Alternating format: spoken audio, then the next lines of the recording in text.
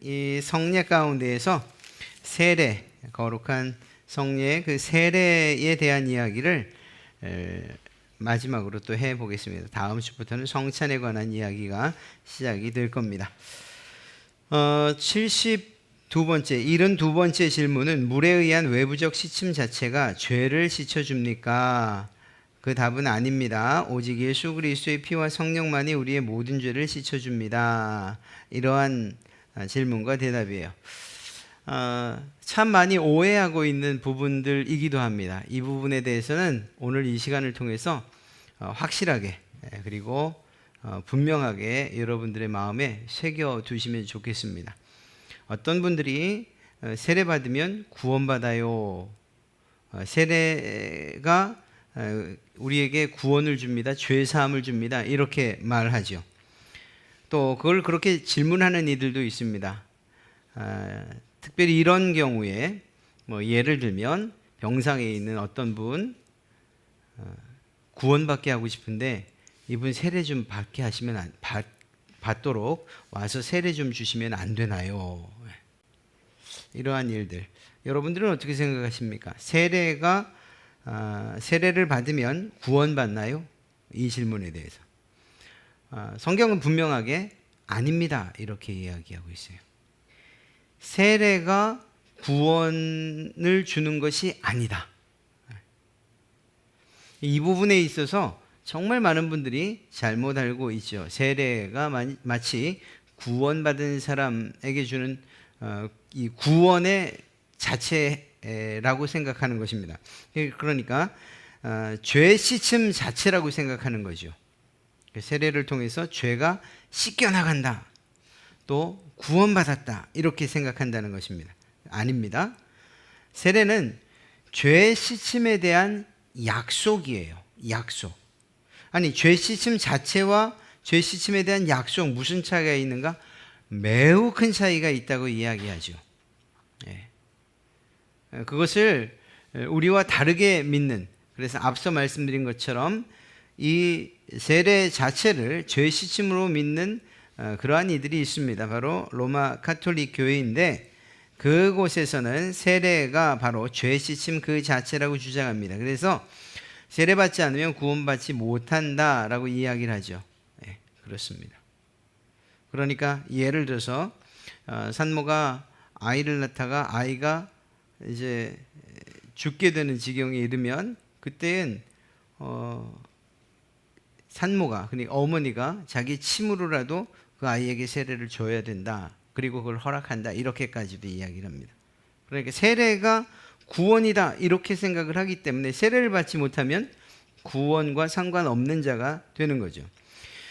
이 사람들이 이 로마 카톨릭이 말하고 있는 이 세례 그리고 그것에 대한 이 가르침의 내용을 보면 이렇게 기록하고 있습니다. 성세 성사의 효과, 거룩한 세례의 효과, 이런 의미죠.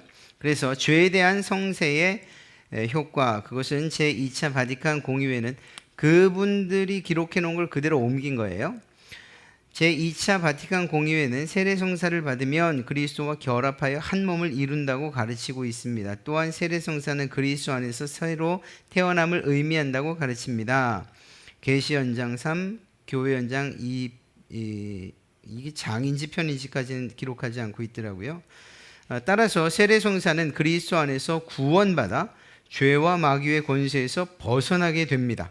결국 세례 성사를 통해서 새로 태어난다고 하는 의미는 인류의 원조 아담에게서 비롯된 하느님의 단절이 화해로 다시 이어지고 원죄와 지금까지 지은 죄와 그 잔벌, 그 죄로 인해서 받게 되는 모든 벌까지 용서받음. 그러니까 죄 씻음을 의미합니다. 라고 기록하고 있죠. 그러니까 로마 가톨릭에서는 이 세례는 바로 죄 사함이다. 이렇게 아주 단도직입적으로 그렇게 가르치고 있습니다. 그러나 성경은 이 세례가 죄 사함이 아니라 죄 씻음에 대한 약속이다. 이렇게 가르치고 있습니다. 그리고 이 약속에 대해서 성경은 세례를 받을 때 우리의 죄가 그리스도의 피와 성령으로 씻긴다는 사실들을, 그리고 그것에 대한 확신을 갖게 된다고 성경은 우리에게 가르치고 있는 거죠.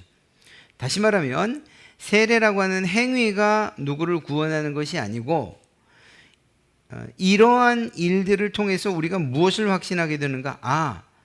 예수 그리스도의 피와 성령만이 우리의 모든 죄를 씻어낼 수 있는 것이구나 라는 이러한 믿음에 대한 확신을 갖게 되는 것이라는 것입니다.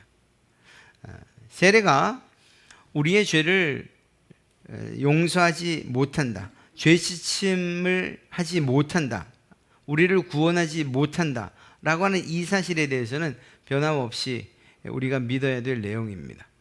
세례 자체가 우리를 구원하는 것 아닙니다. 그 행위가 우리를 구원하는 것 아닙니다. 우리를 구원하는 것은 예수 그리스도의 보혈과 그리고 그 주께서 이루신, 예수 그리스도께서 이루신 구속 사역을 우리에게 적용시키시는 성령님의 역사입니다. 그러니까 하나님께서 우리 가운데의 죄 사함과 그리고 구원을 이루시는 분이시고 그것을 성취시키시는 분이시지, 우리가 하는 어떤 행위들, 목사들이나 사제들이 하는 어떤 행위들을 통해서 구원받는 것은 결코 아니라는 사실들을 우리는 잊지 말아야 됩니다. 물론 목사라고 하는 그러한 직분의 입장에서, 직책에서 누군가가 세례를 받기 원할 때에 그것을 거절할 수는 없죠. 물론 세례라고 하는 것이 그냥 단순하게 주어지는 것,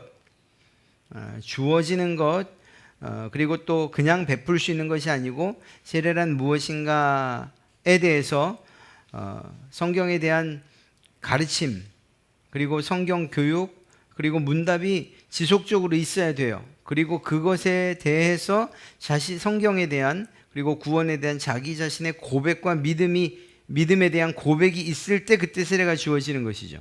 그러나 어떤 이가 세례를 받기 원한다고 할 때에 시간적으로나 또 어떤 특별한 상황이어서 그러한 가르침이 없다 할지라도 세례를 줄 수는 있습니다. 그러나 그가, 세례를 받는 자가 만약에 그 세례에 대해서 내가 이제 세례 받았으니 구원받았습니다 라고 말한다면 그것은 옳지 않은 것이고, 할 수 있다면 그 부분에 대해서 집례자는 반드시 일깨워 줘야 됩니다. 세례는 당신이 구원받았다는 것을 이야기하는 것이 아니고, 이제 구원받은 자의 삶을 살겠다고 하는 다짐이고, 또한 예수 그리스도의 피와 성령의 능력으로 말미암아 구원받을 것이라는 것에 대한 약속입니다. 이렇게 분명하게 이야기해 줄 수 있어야 되는 거죠. 이것은 저에게만 해당되는 것이 아니고, 혹시 이러한 잘못된 믿음을 가지고 있는 이들과 이야기를 나누게 된다면, 그래서 마치 나는 세례 받았으니까 이제 구원받았어 라고 말하며 자기의 삶에 대한 책임과 의무를 다하지 않은 채 아무렇게나 혹은 자신들이 원하는 대로의 삶을 살면서도 내가 세례 받았다라는 이 사실 하나 때문에 구원받을 것이라고 생각하고 착각하는 그러한 이들을 만난다면 분명하게 짚어줘야 됩니다. 세례를 받았다는 것이 구원받았다는 것을 의미하는 것은 아니야 라고. 오히려 그것은, 세례받았다는 것은 구원받는 것, 즉 죄 씻음에 대한 약속일 뿐이야 라고 이야기해 줄 수 있어야 된다는 것이죠. 혹여 다른 이들에게 이야기할 그러한 필요성이나 또 그런 상황을 만나지 못한다면 이 구원에 대한 진리, 이 세례에 대한 분명한 지식은 우리 각자가 가지고 있어야 됩니다. 그래서 마치 내가 세례 받았으니까 이제 구원도 마치 따놓은 당상처럼 내가 어떻게 살아도 아무런 문제 없는 것처럼 자연히 그리고 자동적으로 구원받아 천국에 갈 것처럼 그렇게 사는 것은 결코 세례에 대한 올바른 이해를 가진 신자라고 이야기할 수 없을 것입니다. 약속일 뿐이에요. 약속은 안타깝지만 폐기될 수도 있고 지켜지지 않을 수도 있는 거예요. 그리고 하나님 편에서 이 약속을 깨시는 법은 결코 없지요. 이걸 좀 쉽게 말하면 지난주 말씀드렸던 진중세례, 얼마나 많은 사람들이 세례를 받습니까? 몇천 명씩 세례를 받는데 말입니다. 목사들이 쭉 써있고 그냥 머리 이렇게 무릎을 꿇고 머리 위에 그냥 세례하면 그 수가 하루에 1,500명, 1,800명 돼요. 그 사람들이 다 구원받았단 말입니까? 만약에 그 가운데에서 어떤 사람들이 난 세례받았으니까 구원받았어 라고 말하지만, 그러나 그들의 삶을 볼 때에 구원받은 자의 삶의 증거들이 하나도 나타나지 않는다면, 그렇다면 나는 세례받았으니 구원받았다라고 하는 이 말도 틀린 것 아니겠냐 하는 거예요. 그리고 성경은 그것이 분명히 아니다라고 이야기하고 있습니다. 세례는 결코 죄 씻음 자체가 아니다. 죄 씻음에 대한 약속이다. 이 부분을 또 한번 이야기해 보겠습니다. 이런 세 번째 질문에서 그러면 왜 성령께서는 세례를 중생의 씻음과 죄의 씻음이라고 부르십니까? 그 대답은 거기에는 충분한 이유가 있습니다. 하나님께서는 우리에게 물이 우리의 더러움을 씻어주듯이 그리스도의 피와 영이 우리의 죄를 씻어준다는 점을 가르치시려는 것입니다. 그러나 더욱 중요한 것은 하나님께서 이러한 신적 보증과 표지를 통하여 우리의 죄에 대한 영적인 씻음이 물에 의한 몸의 씻음처럼 실제적이라는 점을 확신시켜 주시고 계시다는 것입니다. 굉장히 말이 어려운 것 같습니다만 세례를 통해서 우리에게 말씀하시고자 하시는 것은 무엇인가 하면, 첫째, 예수 그리스도의 피와 그리고 성령을 통해서 우리의 죄가 씻음받고 용서받고 구원받는다라고 하는 이 사실을 마치 사람이 몸을 씻어서 깨끗게 되는 것과 마찬가지로 비유하여 이야기하고 있다는 것입니다. 그러니까 실체는, 지금 성경이 말하고 있는 실체는 예수 그리스도의 피와 성령으로 말미암아 구원받는다라고 하는 이 사실이에요. 그리고 이것을 우리에게 좀 더 잘 이해시키고, 그리고 유사한 어떤 상황들을 이야기하기 위해서 이 씻는다는 것을 몸을 물로 씻는 것으로 이야기하고 있는 거죠. 그리고 오늘 이 대답은 이것을 역으로 하고 있는 거예요. 여러분 보십시오. 우리가 더러울 때 무엇으로 우리의 더러움을 깨끗하게 하죠? 물로 씻어서 깨끗하게 하지 않습니까? 이것처럼 우리가 가지고 있는 이 죄의 더러움을 씻는 방법은, 이 죄를 씻는 방법은 물이 아니라 예수 그리스도의 보혈로 성령님께서 우리 가운데 역사하심으로 말미암아 이 죄를 씻을 수 있는 것입니다. 물로 씻는 것처럼 예수 그리스도의 보혈로 씻는 것입니다. 이렇게 이야기하고 있다는 거죠. 세례를 중생의 씻음과 죄의 씻음이라고 말하는, 이 씻음이라고 말하는 이유가 무엇이냐? 몸을 씻는 것과 또 이 죄의 씻음, 중생의 씻음, 이 씻음이라고 하는 것, 이것이 유사성을 가지고 있기 때문이에요. 그래서 이것은 실제로 이 세례를 통해서, 세례는 우리의 죄가 씻긴다는 것을 가장 잘 표현해주고 있는 것이라는 거죠. 우리가 목욕탕을 가서 혹은 또 이 얼굴을 씻는 것을 통해서 혹은 손을 씻는 것을 통해서 더러운 것들을 제거하는 것처럼, 우리가 세례를 받을 때 물에 잠기고 그리고 일어나는 이러한 과정들, 이 물로 씻기는 과정을 통해서 우리의 죄가 물로 몸이 씻겨지는 것처럼, 이러한 세례의 과정을 통해서 우리의 죄가 우리의 죄를 하나님께서 씻어주실 것이라는 이 사실, 이 약속이 내게 이루어질 것을 믿는다 하는 이러한 표로서 우리에게 주셨다라는 것입니다. 그래서 고린도전서 6장 11절에서는 너희 중에 이와 같은 자들이 있더니 주 예수 그리스도의 이름과 우리 하나님의 성령 안에서 씻음과 거룩함과 의롭다 하심을 받았느니라. 그러니까 우리가 깨끗게 되고 거룩하게 되고 의롭게 되는 것은 세례라고 하는 의식이 아니라 성령님을 통해서, 그리고 예수 그리스도의 이름을 통해서, 예수 그리스도의 보혈을 통해서, 성령님의 역사를 통해서 우리가 깨끗게 되는 것이라고 하는 사실을 성경은 분명하게 이야기해주고 있는 것입니다. 그리고 또한 요한계시록 1장 5절에서도 또 충성된 증인으로 죽은 자들 가운데서 먼저 나시고 땅의 임금들의 머리가 되신 예수 그리스도로 말미암아 은혜와 평강이 너에게 있기 원하노라. 그 다음에 무엇이라고 말씀하십니까? 우리를 사랑하사 그의 피로 우리 죄에서 우리를 해방하시고 그렇습니다. 우리를 죄로부터 해방하는 것은 예수 그리스도의 피 외에는 없어요. 그리고 그것을 우리 가운데에 적용시키시는 성령님의 역사 외에는 우리가 구원받고 죄사함 받을 수 있는 길이 없어요. 행위가 우리를 구원하는 것, 의식이 우리를 구원하는 것 결코 아니라는 사실만큼은 마음속에 꼭 잊지 말고 새기시기를 바랍니다. 갈라디아서 3장 27절에서도 말하고 있는데요. 누구든지 그리스도와 합하기 위하여 세례를 받은 자는 그리스도로 옷 입었느니라. 네. 마치 어떤 사람이 몸을 깨끗게 한 이후에 새로운 옷을 입는 것처럼 성령으로 말미암아 또 예수 그리스도의 보혈로 말미암아 깨끗게 된 자는 이제는 옛 육신의 옷을 벗어버리고 그리스도로 옷 입고 살아야 된다라고 하는 말씀을 사도 바울이 이렇게 표현하고 있는 거죠. 그러니까 몸을 씻는 것과 우리의 죄가 씻기는 것, 이것을 물 혹은 또 씻겨진다라고 하는 이 유사한 점을 들어서 이야기하고 있는 거예요. 좀 더 우리가 잘 이해할 수 있도록 말입니다. 그러니까 이것은 물로 몸을 씻는 것은 우리의 죄를 예수 그리스도의 보혈로 씻는 것, 이 두 가지를 이야기할 때에 성경이 말하고 싶은 것은 이 부분이고, 그리고 이것을 더 잘 이해하기 위해서 이러한 물로 씻는 이야기를 이 비유로 또 우리에게 더 잘 이해시키기 위해서 이야기하고 있는 것이라 말하면 될 것 같습니다.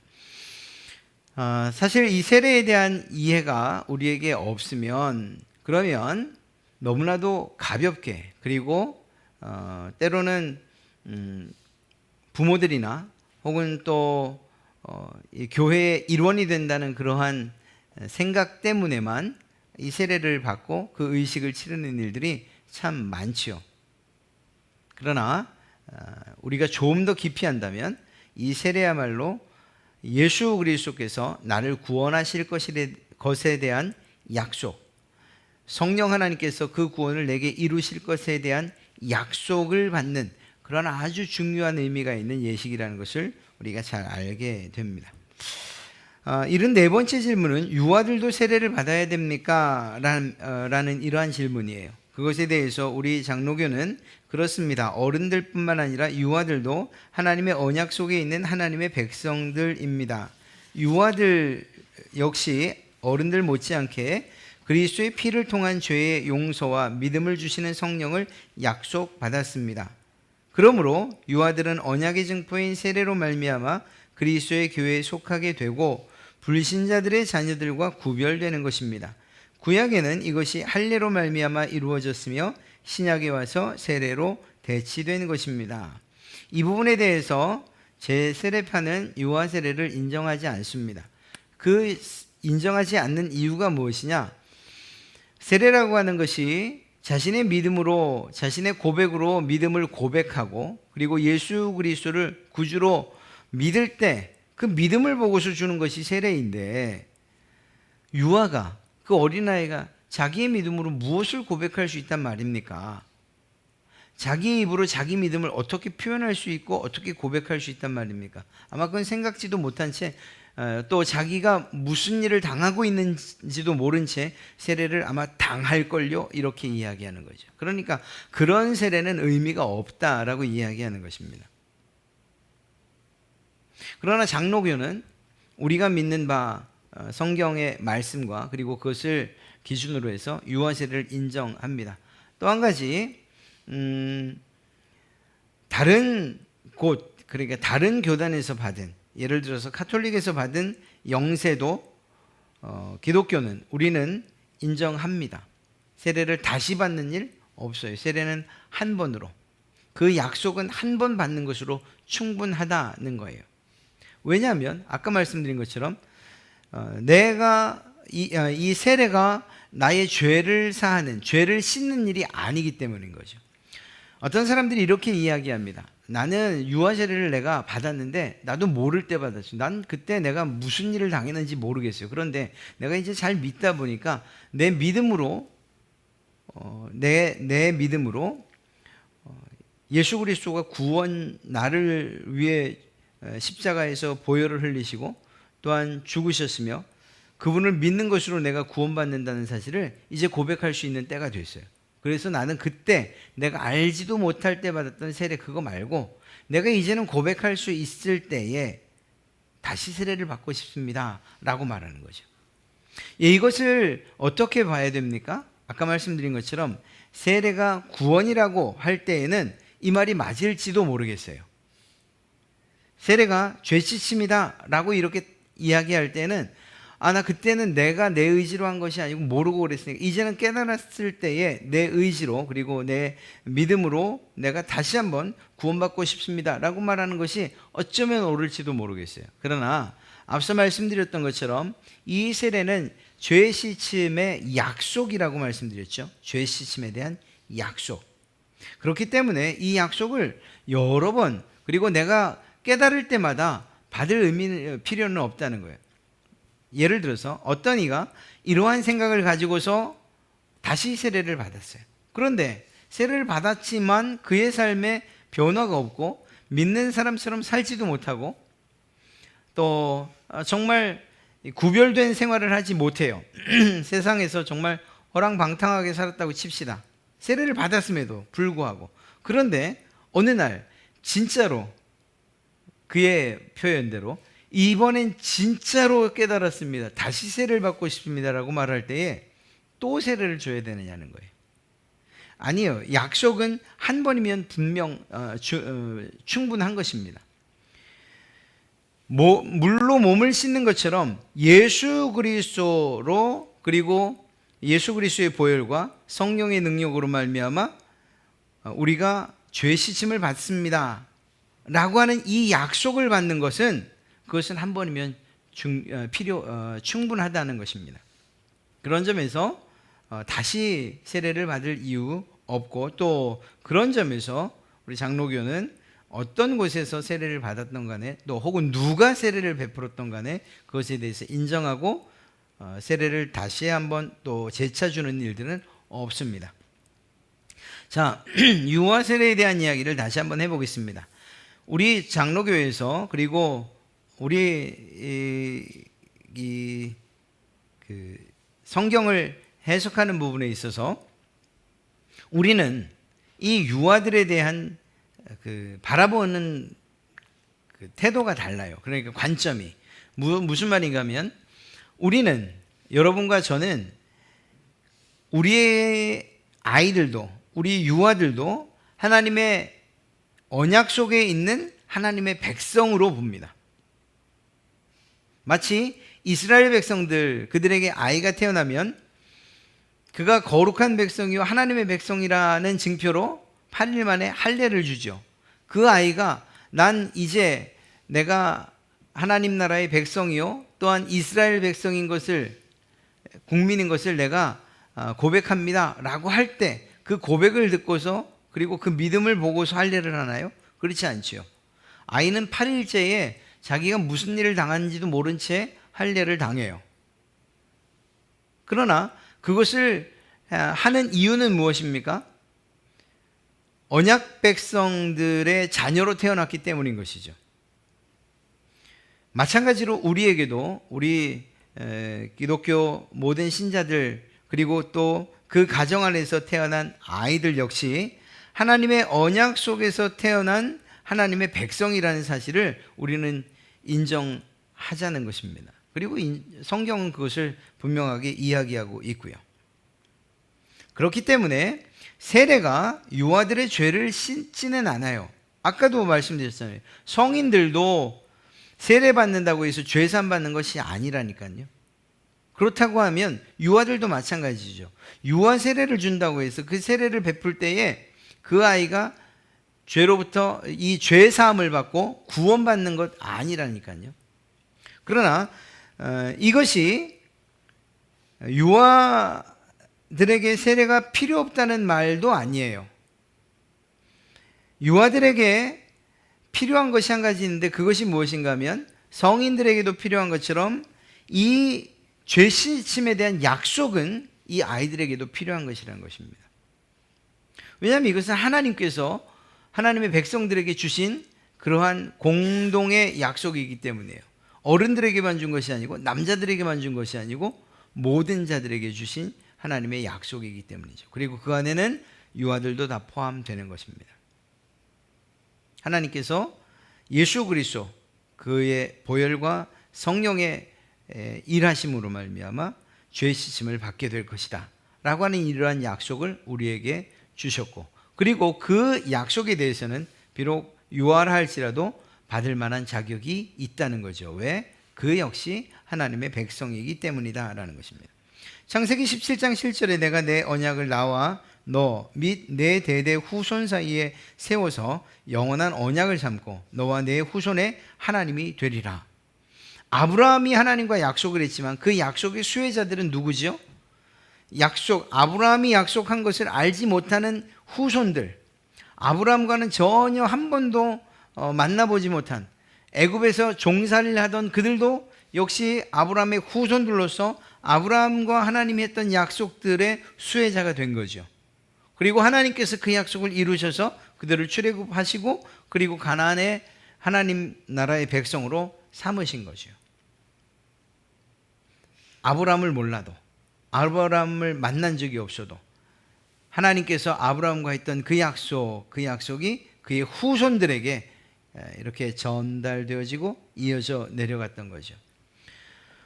교회 공동체 안에서도 믿는 자들, 즉 믿는 부모들의 그러한 믿음의 서약, 그리고 또 그러한 믿음의 고백을 가지고서 유아들에게 세례를 주는 것, 그것은 성경적이다는 거예요.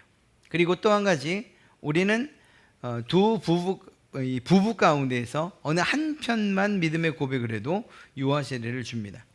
모두가 아니어도 하나님의 백성으로 하나님께서 주셨다는 사실들을 우리는 믿고 있기 때문입니다.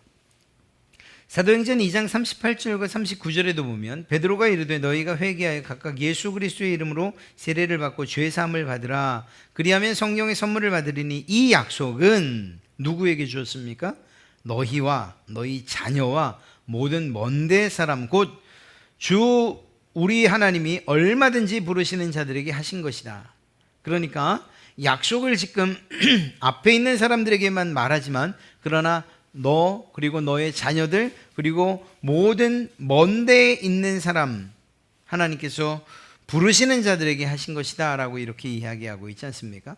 그러니까 이러한 하나님의 말씀에 비추어 볼 때에 유아들이 하나님의 백성인 것을 부정하거나 또 그들이 자신들의 믿음으로 하는 그러한 고백이 없었다는 이유로 유아들에게 세례를 베푸는 일을 금할 이유는 없다는 것입니다.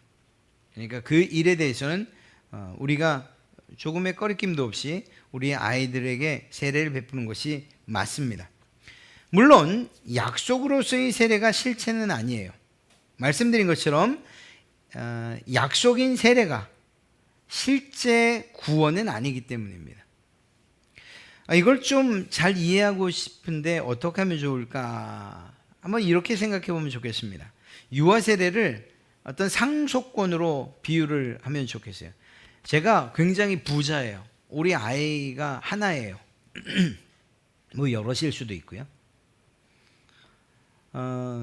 제가 아이를 낳았을 때 그 아이에겐 자동적으로 무엇이 주어지죠? 상속권이 주어지죠. 만약에 제가 어떤 일을 당하면 특별한 일이 없는 이상 저의 모든 재산은 이 아이에게 넘어갈 거예요. 그렇지 않습니까? 그런데 이 아이가 상속권을 가지고 있지만 유아 때, 1살, 2살 때 그 권리를 사용할 수 있습니까? 없지요. 당연히 없죠. 1살, 2살인데 자기가 이제 아버님의 상속권을 제가 좀 사용하겠습니다. 아버님이 돌아가셨으니 뭐 이런 식으로 이야기할 수 있습니까? 그건 있을 수가 없는 일이잖아요. 그럼에도 불구하고 비록 그 아이가 아무런 권리를 사용하지 못하는 것 같아도 그에게는 여전히 무엇이 있죠? 상속권이 있죠. 그러다가 시간이 지나서 그 아이가 자랐을 때에 그리고 자라는 과정 가운데에서 아버지의 것이 내 것이라고 하는 이 상속권이 살아있고 그 권리가 자신의 것이라고 하는 이 사실을 알 때에 이 아이에게는 어떤 삶의 영향력을 끼치지 않겠습니까? 이 상속권이라고 하는 것이, 상속받을 수 있다고 하는 약속이 이 아이의 삶에 영향을 미칠 수밖에 없지 않습니까? 상속에 대한 약속이 아버지의 것이 내 것이라는 것을 이 약속이 보증해 주고 있잖아요. 이거 누가 아니야 라고 말할 수가 없는 거예요. 상속권이라는 것은 결국 아버지의 것이 내 것이라는 것을 분명하게 보증해 주고 있기 때문이죠. 마찬가지인 거예요. 우리 아이들 유아에게 세례를 베풀 때에 그 아이에게는 그 세례를 통해서 약속이 자신의 것으로 삼을 수 있을 만한 믿음은 없어요. 그러나 그 아이가 자라고 또 믿음에 대해서 알고 그리고 그 약속의 내용이 무엇인지 알았을 때에 내가 예수 그리스도의 보혈과 성령의 역사로 말미암아 구원받는다는 이러한 약속을 나도 받은 사람이구나. 그리고 그 약속에 따라서 자신의 믿음으로 고백할 때에 그 약속의 내용이 그대로 그에게 주어진다는 사실, 이 사실이 변함없는 것이고 또한 이것이 유아세례를 받은 자들에게 유익이 되는 것이죠. 즉 유아세례를 받은 그 사람들이 살아가면서 내가 받은 약속이 무엇이라는 것을 인식하고 살아갈 수 있다면 이때에 받은, 비록 알지 못하던 때에 받은 이 약속이라 할지라도 그의 삶에 중요한 영향들을 미치게 될 것이라는 사실입니다. 그런 점에서 유아세례는 매우 중요하다는 것이죠. 또 한 가지는 유아세례를 통해서 내가 유아세례를 받았으니 교회에 소속되었다. 이 말은 맞을 수 있어요. 교회의 교인 그리고 성도가 되었다. 이것은 맞아요. 그러나 이 사실이 그리스도의 연합을 의미하는 것은 아니라는 거예요. 교회의 교인이 된 것이 그리스도와 한 몸 되었다. 영적인 신비로운 연합을 한 것이다. 이렇게 이해하거나 착각해서는 안 된다는 것입니다. 왜냐하면 그리스도와의 연합은 믿음의 고백을 통해서만 가능하기 때문이에요. 여러분이 예수 그리스도를 구주로 고백할 때에 예수 그리스도의 보혈과 성령님의 능력으로 말미암아 구원받았습니다라고 고백할 때 그때 그리스도의 신비로운 연합이 이루어지는 것이기 때문입니다. 안타깝게도 유아들에겐 그러한 믿음이 아직은 없지요. 그러나 유아들이 교회에 소속되었다는 이 사실은 실제로는 아이들에겐 큰 복이 될 것이에요. 어떤 점에서일까요? 그가 교회에 소속돼서 하나님의 말씀을 배우고 또 그에게 누군가 가르쳐주고 그리고 양육받고 또 말씀 안에서 자라가기 때문이죠. 그런 점에서 유아 세례를 받은 자로서 교인이 되고 또 교회 안에서의 생활하는 이것은 그 본인에게 매우 큰 유익이 될 것이라는 것입니다. 또한 이들은 세례를 약속으로 받았지 않습니까? 그러니까 이후에 그 말씀을 듣고 믿음을 가지게 될 때 혹은 또 이 하나님께서 그에게 믿음을 선물로 주셔서 구원에 대한 도리와 믿음의 도리를 깨달아 알 때에 그때에 예전에 알지 못하고 받았던 그때에 받았던 약속이 이제는 실제가 되는 날이 있게 될 것이라는 거죠. 그런 점에서 유아세례는 우리가 거부하거나 아니라고 비성경적이라고 이야기할 수 없다는 것입니다. 오히려 성경적이고 유아세례는 마땅히 그리고 당연히 해야 될 일들이라는 거예요. 특별히 장로교에서는 이러한 유아세례에 대한 그럼에도 불구하고 부족한 부분들, 즉 자기의 믿음으로 자기에게 있는 이 믿음을 자신이 고백하는 이러한 과정들이 없다는 이러한 부분들을 입교를 통해서 재차 확인하고 있습니다. 그래서 입교 문답에서 입교식 때에는 세례는 베풀지 않습니다. 다만 그가 받았던 유아 세례 때 받았던 그 세례를 인정하고 다만 교회의 일원으로서 교회의 그 교인으로서 받아들여지는가, 받아들일 수 있는가, 그리고 그것에 대한 질문을 통해서 이 질문에 대답하고 그리고 교회의 일원으로 받아들이는 거죠. 그렇게 해서 이 입교 문답이라는 것을 통해서 자기의 입으로 고백할 수 있는 기회를 제공하고 있기는 합니다. 그러나 설령 이것이 없다 하더라도 유아 세례를 받은 것만으로 유아 세례만 받았기 때문에 우리 교회의 성도 혹은 교인이 아니다 이렇게 말할 수는 없습니다. 이미 유아 세례를 받는 것으로 이미 그때부터 이미 교회의 교인이요 또한 성도로서의 자격을 취득한 것이기 때문입니다. 이렇게 생각한다면 우리에게 이 유아 세례는 오히려 중요하고 부모들이 유아 세례를 잘 이해하고 준비한다면 그 가정에 있어서의 아이들이 큰 복을 누리며 살 수 있는 기회를 제공받게 되는 것이다 이렇게 이야기할 수 있습니다. 오히려 이것들을 놓친 채 별 의미를 가지지 않고 그냥 지나간다면 그 아이에게 줄 수 있는 큰 이 복을 스스로 부모님들 스스로 걷어차버리는 그러한 결과를 갖게 될 거예요. 또 한편으로는 유아 세례가 비록 교회 안에서의 생활을 꾸준하게 하지 못하는 그런 상황이라 할지라도 어느 날인가 하나님께서 베푸셨던 그러한 하나님에 대한 부모들의 고백과 믿음의 내용들을 깨닫게 되는 날 유아 세례를 통해서 자신이 구원받은 자라는 사실 그리고 하나님께서 나를 위해서 예수 그리스도께서 죽으셨다는 사실들을 자신의 믿음으로 고백하면서 자기 입으로 그 믿음을 고백하면서 구원의 자리에 이르게 되는 그러한 기회를 제공받게 될 것입니다. 그런 점에서 유아 세례는 결코 의미 없는 것 혹은 또 비성경적인 것이 아니고 오히려 성경적이고 마땅히 우리가 행해야 할 그러한 세례 가운데 하나라는 사실들을 우리는 꼭 기억해야만 합니다. 세례 참 쉽지 않은 이야기예요. 그러나 중요한 것 몇 가지는 잊지 않으셨으면 좋겠습니다. 세례는 죄 씻음 자체가 아니라 죄 씻음에 대한 약속이다. 그리고 우리의 죄를 씻는 것은 예수 그리스도의 보혈과 그리고 성령님의 역사하심 이것 외에는 우리의 죄를 씻을 수 있는 방법이 없다. 약속으로 받았다는 것은 무엇인가? 약속이 내가 그 약속을 파기할 수 있다는 것을 의미할 수 있는 거예요.